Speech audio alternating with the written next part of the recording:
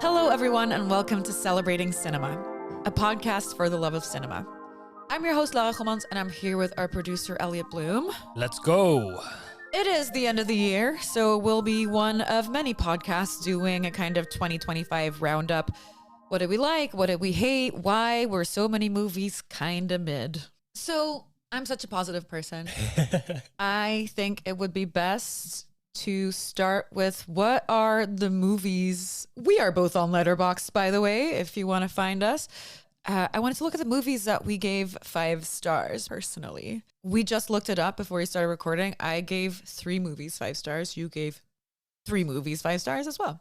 Yes. Yeah. And then kind of came around on one of them and removed half a star. Well, another one was 5 stars, but not because it's the best film of the year kind of vibes, but right. We'll get into that. Do you want to talk about what your... Trying to guess. Oh, no, you saw. I saw. So that's not really a valid question. I'm an actress. I can pretend.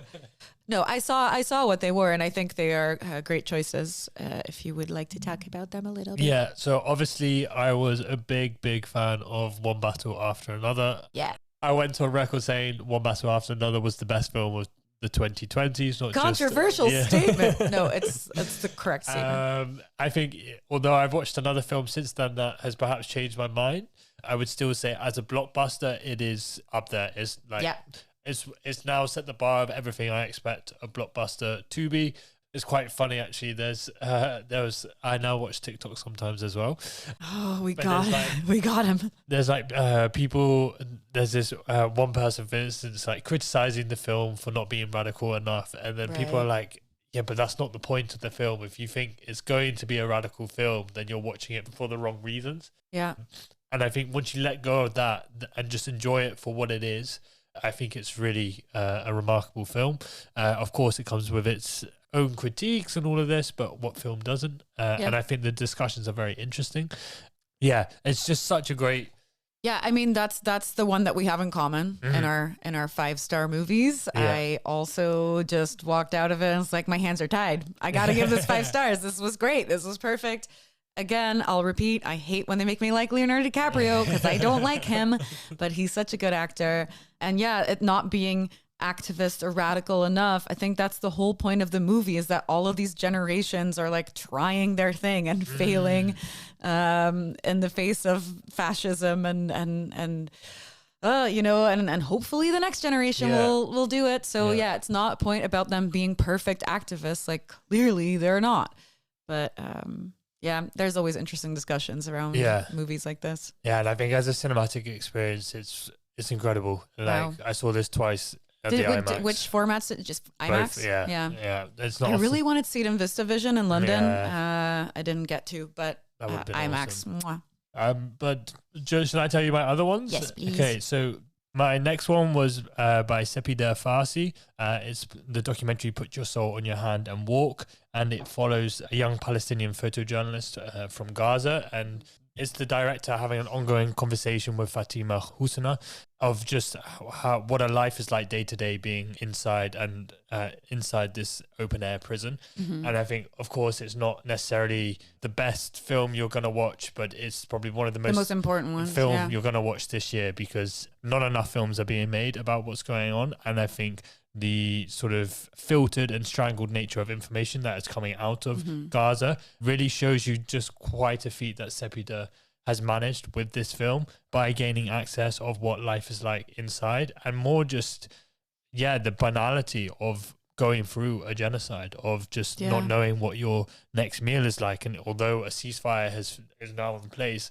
it doesn't really change much. The material conditions are still the same. So that's why I give it 5 stars, because I was so moved by it that it was an important reminder of why these films need to keep being made, especially now.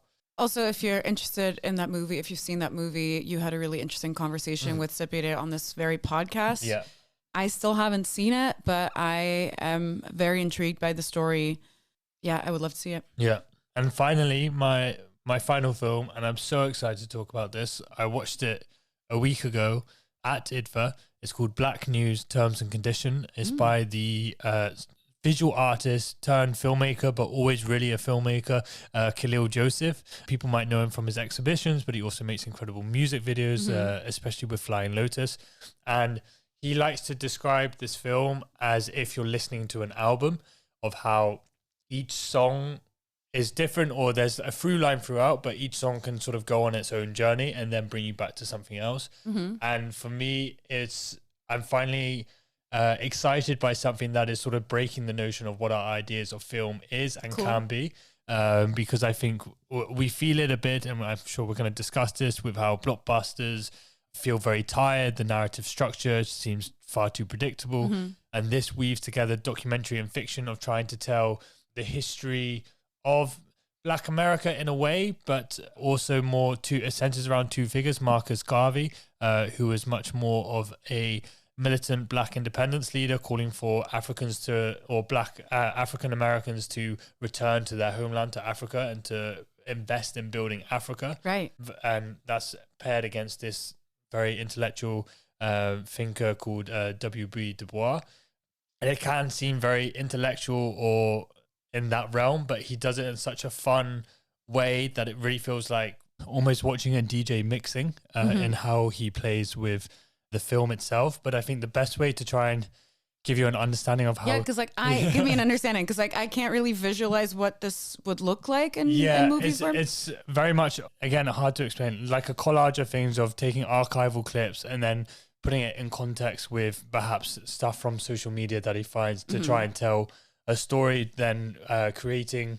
It's set all within like this futuristic utopian place where they have these big boats where Black people or Black Americans will gather, and they talk about their culture and their history, but in a way that sort of liberates themselves from the trauma and allows them to talk about it literally as things that have happened, and to celebrate the aspects of history that they don't get to talk about. The place of the boat is like these more fictional elements, and then it sort of manages to spotlight certain aspects of Black history or African history that doesn't get spoken about enough, but also weave it in a way that creates a new fictional possibility.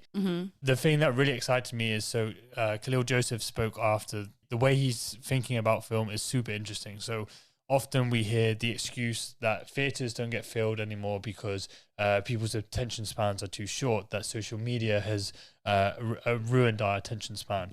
Yeah. And he argues the opposite almost. He says it's up to the filmmakers to make good enough films to want you to come to the cinema. Fair enough. And he says that social media isn't the issue. It is the issue, but for the wrong reasons. That people are very happy to spend hours on Instagram, on YouTube, because for them the content's good enough for them. For whatever reason, also gives you a lot more dopamine. Yeah, sure, there's that aspect, but it still hooks you in a way. Or you can watch a YouTube series if it's good enough, or if it speaks to you. And so that's what he's trying to do with film in a way, not necessarily of it being dopamine-y or sort of shocking as we know social media can be, but kind of challenging what people think documentaries are. Yeah, which a lot of IDFA, I love IDFA, but a lot of it is what people who don't go to documentaries think what documentaries are, where it's like, oh, this is like a 3.5 hour long study of da-da-da-da. I think that's really cool. Yeah. I missed it at IDFA. I hope to see it. Watch what he does. I think he's going to be very interesting. So he's been working in film for ages, but this was his first feature film. And now I hope he gets to continue making more films, because I think he has the potential to change the landscape of American cinema. To know how to speak to this generation. Yeah. That's really cool. But tell me, what are your other two? Other two. Okay, so the first one we don't really have to talk about much because we quite recently talked about it. It was Bugonia. I said that I gave it 5 stars, and there it was. I thought this was such a fun ride. It's just like looking back on it, there's just so many things that stick with me. And I think, now that we're a couple of months removed from it, I think the score is one of the things that is just so goofy. I don't know. I just really loved that movie and everyone's performance in it. I hope they both get the Oscar nominations they deserve, Emma Stone and Jesse Plemons. It's not really looking like it right now for Jesse Plemons, which is a big bummer for me.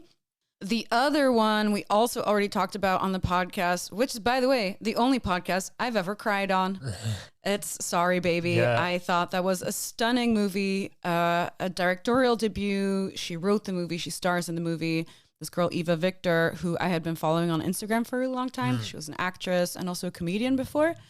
Yeah, if you haven't gone to see this yet, I thought this was just tonally brilliant. It's a masterclass in finding the balance on how to talk about sexual assault in a way that doesn't make it like a full drama movie. Yeah. And yeah, of course, like I think you can tell from my reaction on the podcast then, I think it's something that's really stuck with me in my life and where what I've been like talking to friends about. And it was so impactful, yet it was enjoyable to watch. Yeah. It was difficult to watch at some points, but it was also light. And I think we really need more movies like that. And I don't think enough people saw it. Which if I can get like maybe 3 or 4 of you guys to watch it, I'll be happy because it is a revelation. Those were our 5 stars. Yeah. I think Sorry Baby for me was also the biggest surprise. It kind of came out of left field. It wasn't one of those like auteur movies. I think another one that was a big surprise for me was It Was Just an Accident, which we also briefly touched on a couple episodes ago. I just want to say how great I thought that movie was. And I hate to say it's not a movie that I would usually go for. Yeah. Because I always feel like between you and I, you are a film person and I'm a movie person. Yeah. I think that's a good. And I think because this won the Palme d'Or at Cannes, I was like, oh, I'm interested in seeing this movie about Iran. And I'm really glad I did. It was just really well made. And I think it gave me a lot more understanding of the situation that is going on there right now and how that's still feeling. So that was a big surprise for me. Do you have any big surprises this year? I think Black News would have been a big surprise because it was not on my radar at all. But I would say maybe Eddington. Right. Not that it was a 5-star for me, but I really enjoyed it and I really liked what Ari Aster is trying to do. And I think it, again, also, if you look at it in combination with Begonia and One Battle After Another, it signals a big shift in what's about to happen within Hollywood, I think, because directors have to come to terms with the fact that they're making films within a fascist state. I mean, Trump himself also famously called himself a fascist. Oh, amazing. We're at that point now. Awesome. But yeah. Who knows where we'll be when this podcast comes out? We're recording it about 3 weeks ahead. Yeah, no, that's something I also wrote down is like this year clearly has a theme with that Holy Trinity that deal with the sign of the times. Yeah. That use like phones and the social media existing and conspiracy theorists existing. And I don't want to talk badly of your people. But yeah, that was really evident because they both kind of came out within the time span of like 2 months. I was like, gosh, I think we're all just going to make movies about this now. And I think that's interesting. We had 3 really good ones. So that was a surprise to me as well, because obviously Aster has been doing a different type of movie and then Beau's Afraid is a little bit more towards this. Yeah. But it was just interesting to me that this one was kind of way more rooted in like a grounded way. Yeah. I think the surprise, which we are going to come on to talk about now, is also about how mid a lot of films were, especially from big directors, which I found also quite disappointing. Yeah, because like I remember at the start of this year, you're looking at the release list, it's like, oh my God, we get an Aronofsky, we get Celine Song, we get as the Benny Safdie one, we get Soderbergh, we get so many, but like Bong Joon-ho, Lynn Ramsey, Catherine Bigelow, like all of these great auteurs were making movies. And from all the directors I just mentioned, I thought all of those were kind of mid, unfortunately. Is there one that stood out to you from those? Because I feel like, for example, Mickey 17 came out quite at the beginning of this year, so it's not even really in the conversation anymore. Yeah. It's kind of sadly a forgettable film. Yeah, because I was looking at my Letterboxd stats because I'm a paying member, and I saw that I think I initially gave it 4 stars, then I brought it down to 3.5 stars, and now I looked at my list like, oh yeah, I had totally forgot. Like that made zero impact on me.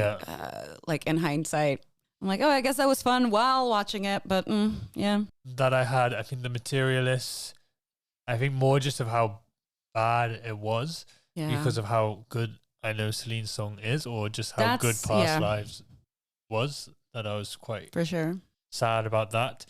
Maybe even Kelly Reichardt's film, The Mastermind. I think, I don't know. Whenever she makes a film, it really comes with a punch, even though it's very slow. But this, no. I understand that it didn't really do that. Yeah. I didn't think it was mid. I thought it was nice. Thought it was nice, but not great. So yeah, I guess it ends on the higher end to low premium tier mid. Sorry, to come back to the talk of surprise, Sinners by Ryan Coogler, which we never really, because that already feels so far away. Yeah, but yes, absolutely, big surprise of this year. Obviously, a big box office smash, but refreshing that such a big director is given the chance with his own IP, especially a Black American director, because those chances are few and far between. So yeah, and I hope he keeps getting. I hope now that he's sort of cemented himself as this like premier tier or elite level blockbuster director, he can now get free reign of whatever he wants to make. Yeah, I hope so. I can't wait to see what. Do you know what he's doing next? No, I don't know. I have no idea. Oh, okay. So after this, he is doing Black Panther 3. Okay. Which was recently confirmed. Is this true or is this just AI? No, it is true.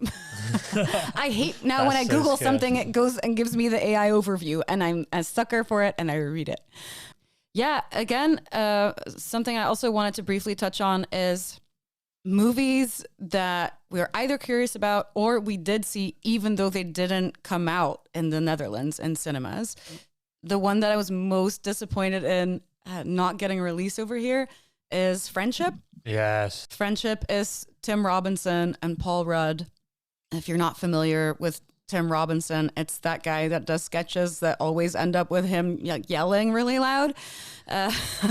And he recently did that HBO show, The Chair Company, which I also highly recommend. But this is just like, it's such a particular sense. Have you seen it? No, but I've watched I Think You Should Leave. Okay, so you know what he's about. Yeah. I thought this format worked better for him, because I Think You Should Leave stresses me out, because it's just like 4-minute sketches that all end in him screaming, and I'm just kind of like, this format is way more. So basically, he's, of course, a huge loser, and Paul Rudd is his neighbor who just moved in down the street, and he's really cool.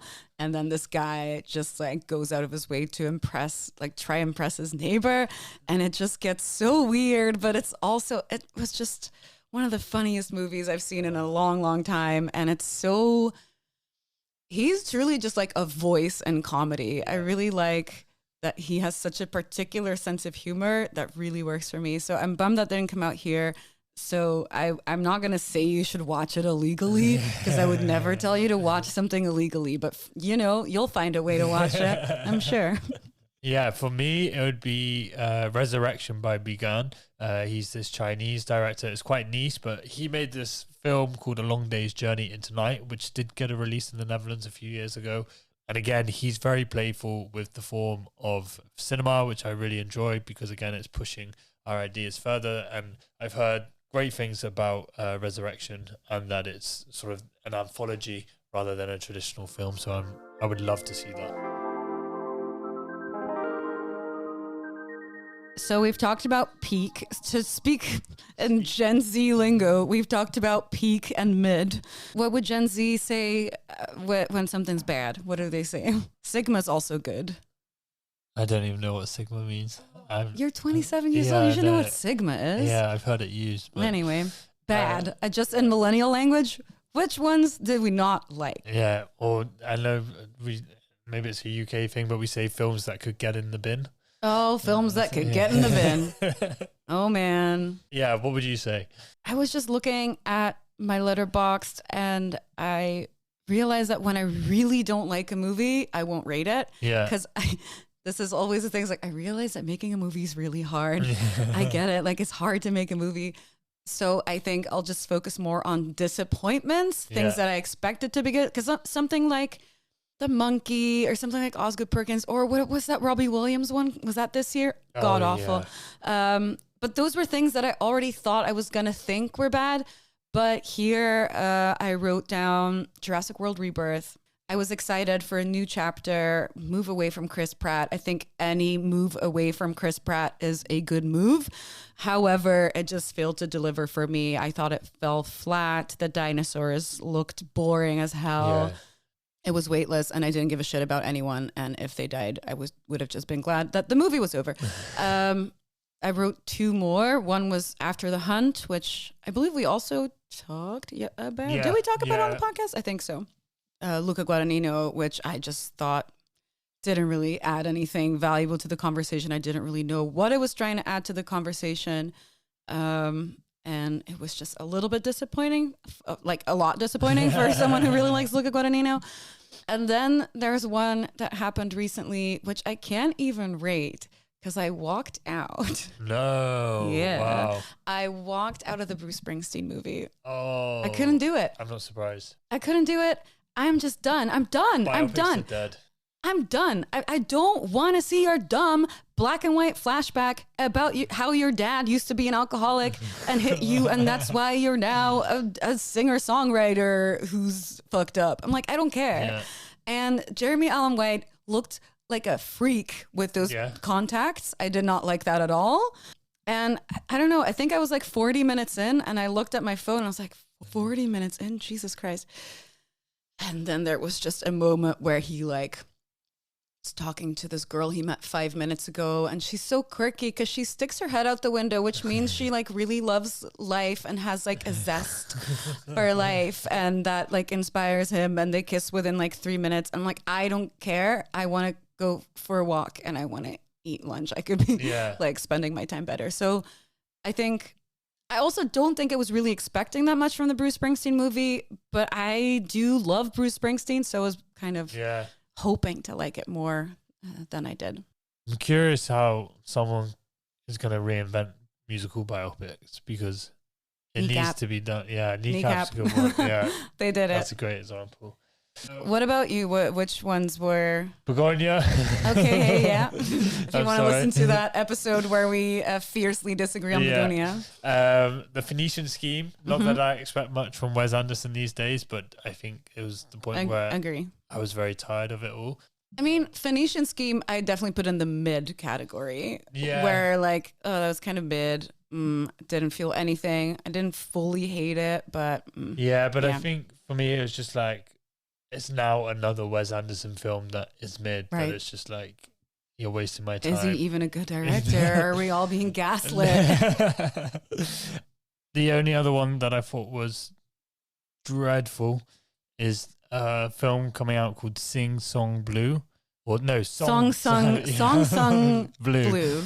Starring Kate Hudson and Hugh Jackman, which is about like a tribute. Isn't that about Neil Diamond? Yeah, it's like a tribute act to Neil Diamond. But like, if you ever want an example of how broken Hollywood films have become and how mechanical it is, I think it's a great example, because everything you can imagine happens, from people getting heart attacks to people losing their legs to I want you to. So what you said was everything you expect to happen happens. People losing their legs. It's like, here we go again. Another one of those movies where someone loses their leg. No, I just mean. Hey, can I just say, to the movie's credit, I have not seen it. I did not expect someone to lose their leg in a movie about a Neil Diamond tribute band. So, okay, continue. But I've explained it a bit wrong, but more just how like, how one bad thing can happen after another to sort of drive home the fact of how tough it is for someone, and then for them to keep picking themselves up, and then to be in a Neil Diamond cover band. Yeah, exactly. Okay, yeah. It doesn't make sense. Because like when I saw it, I was like, this could really go either way. Like this could be like the new I, Tonya, or it could be dog shit. But I haven't managed to attend a screening yet. I did go with an open mind, and I thought it'd be something a bit more lighthearted and fun, but then it just becomes basically a musical biopic, but about someone who we don't is care about. in a tribute band. Worse. Yeah. So. Oh no, because I think there is a way to do a movie about a Neil Diamond cover band and have it be hella fun. Yeah. I think if it's something like Nirvana, the band, the show, or something where it's this, I think that could be really fun. Is that based on a true story? I think I read something about. Yeah, it is. Yeah, stop doing that. Yeah. Just let a true story. Just send me the link to the article. Yeah, I'll read the article. I've been thinking about why is it that we feel that we need to turn true real life stories into these over glamorized films? Because especially if they just keep doing the same thing over and over and over and over again. Yeah. What else did we have? We wanted to do, any films that, because we're obviously recording this a little bit before the end of the year. Because we're going away for Christmas. Yeah. Are there any films that you're perhaps excited to see that are coming out in between December and January? Ooh. I need to. Or that are going to be part of the things that festival awards nominations. I mean, I'm really excited to see Hamnet. Yes, I also haven't managed to attend the screening yet. That one I'm very excited about. Let me just pull up the film release list. Oh, 26. Oh, that's February. Yeah, that's Feb. Sorry. So yeah, Wuthering Heights comes out in February, and I am the president of the Emerald Fennel Hater Club. Is it the opposite of a fan club? However, that Charlie XCX and John Cale song came out, and I was like, wait, is this going to be cool? Yeah. I don't know. Yeah. I don't know. So that could be cool. Here we have some other things. I feel like Avatar, I'm not excited about. What? I'm so excited. Are you an Avatar head? Not necessarily a massive head, but I always enjoyed the experience of going to watch an Avatar film, even though there's only been 2. Wait, there's only been 2? Oh my God, I feel like I've seen 1,000 hours of Avatar. Yeah. Did you know that James Cameron, after Titanic, didn't do anything else but make fucking Avatar movies? Really? And he's going to make like 2 more. Yeah, there's going to be 5 in total. It's going to be the last thing he ever does. And I think he's doing some projects after that. He's doing a movie about that Japanese guy who survived both the atomic bombs. Oh. I think that's in the cards somewhere down the line when he finishes making another 1,000 Avatar films. I posted a TikTok asking if Avatar fans exist, because you never meet an Avatar fan. Yeah. Oh, people were mad at me. Turns out they're there. They're just undercover. I mean, Hugo's a big Avatar fan. Really? Yeah. I don't know if I'm surprised, but I think I'm surprised. But then also Hugo is an enigma to me. So for those who don't know, Hugo's our co-host on this podcast. What else is coming out? So Brady Colbert, the director of The Brutalist, he has written with his wife a film called The Testament of Anne Lee, and it's directed by her, Mona Fastfold. And it looks incredible. So I'm very excited to watch that as well. I think it's going to be quite a special viewing. It stars also Amanda Seyfried. And she's having a good year. Yeah, it gives similar vibes to The Brutalist in sort of this epic story shot in such a beautiful way. So that would be one for me. I can't find it yet on the release list. Yeah. Which, please. Isn't a good sign. But yeah, maybe then... To wrap up, how would you look back on 2025 in terms of film and cinema? Yeah, it's always weird when you're in it. I feel like it's always so much easier to look back on a year when you've had a little bit of room to breathe. Yeah. But I think there were quite a few good ones. I think what we just talked about is that there were a lot of things I was looking forward to that turned out to be mid. But there were also some surprises also, by the way, Weapons, we didn't mention, also a big surprise to me. So I think across the board, I think it did bring us quite a few movies that will stand the test of time. Yeah. I think Weapons is one of them. I definitely think One Battle is one of them. So I think, it's hard to say, but I think if we take some distance from this year, I think we'll see which movies survive, and I think those are 2 that definitely will. I think for me, 2025 will mark a sort of juncture or an interesting turning point of cinema taking a specific kind of turn, both in the themes of films that it's going to make and maybe also the scale of films that we're going to see. So we haven't seen enough of first-time directors, I think, this year, but Ava Victor's a good example. But I think hopefully we'll start to see some more, as I think big studios are going to feel the constraints of not being able to invest big and bigger budgets into big blockbusters. So I'm excited for that. I love when you've like really thought about an answer and I'm just like, oh, I don't know, we'll just have to see, and you just come up with this like brilliant thesis. Thanks. Anyway, let us know what you thought of this film year. Yes. What were your highlights, your lowlights? We love to gossip about some bad movies, so know where to find us all over social media, in the comment section on Spotify. Reach out to us. We love to see it. Let's see what 2026 has in store for us. Oh yeah, and Marty Supreme obviously comes out in February, even though Timothy Chalamet and Ding Dong is doing a big whole marketing thing. He's for like marketing Christmas Day. Again, the Netherlands, we don't get any of that.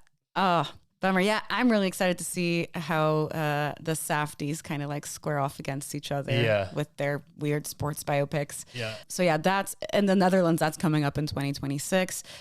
In the new year, of course, we'll also be keeping you up to date with all new releases. We hope to catch you on the flip side. Stay connected with us at Celebrating Cinema and Lab by following at Lab111 on Instagram and Letterboxd. Do you love what we do? Support us by leaving a review on your favorite podcast platform. It really helps us climb the ranks of the podcast charts. This was a Lab 111 production, edited and produced by Elliot Bloom, with music from Hugo Emertzal and artwork from Studio FFF.